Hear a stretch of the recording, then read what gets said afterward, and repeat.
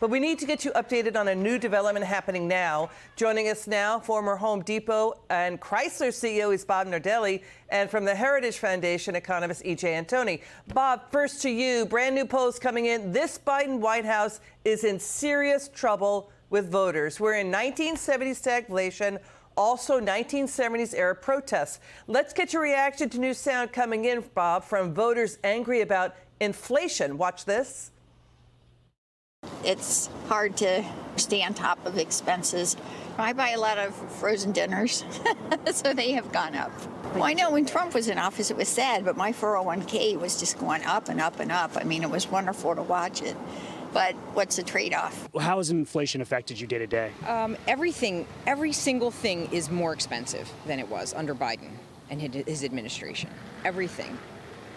Everything. What part is it, the inflation? And if so, what about it? It is the inflation. I mean, just yesterday, they passed a bill sending $60 billion more dollars, which we don't have. We have to borrow. Okay, it's not like we got Fort Knox sitting there full of money that we're just doling it out.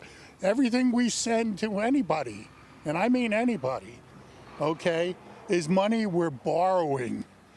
And future generations will be paying for that. What do you think, Bob?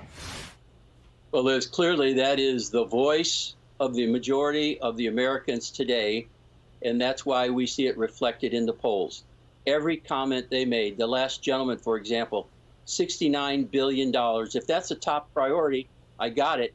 But there's not a business or a family that could have the reckless spending that's going on with this administration.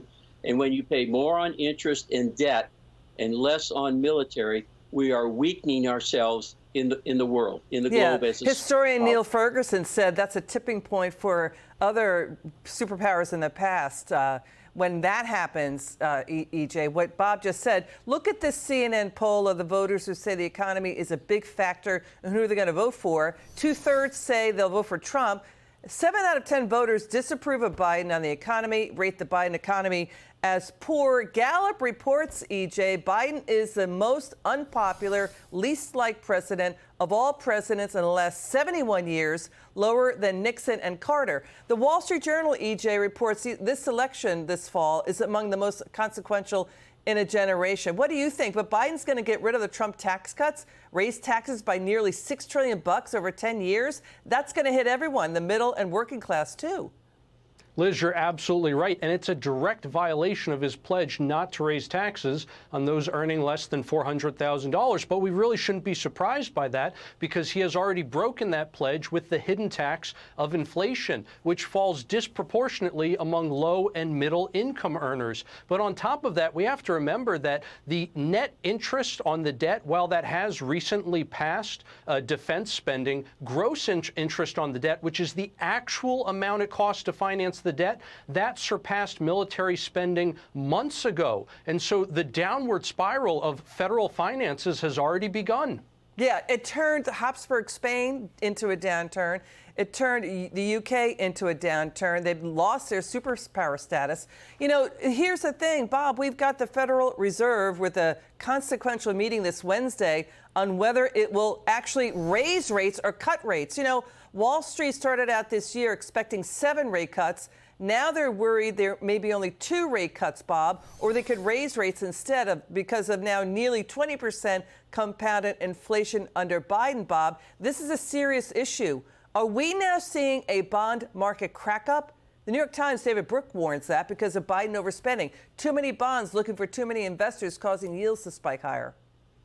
Yeah, it's a sad state, isn't it, Liz, when the weather forecasters are better than the economists. There's no way we were ever going to get 6. Then it went to 5, 4, 3, now 0. Nothing's going to happen in May if you look at the April numbers. Certainly nothing's going to happen in November or October before the election. So you really only have a couple of meetings left. And if you look at the numbers, Liz, they are deceptively correct when you talk about job creation. I follow this very, very closely. I think the government was the second largest employer in 23. You look at last month, 70,000 jobs were government jobs. So you always got to ask the real question.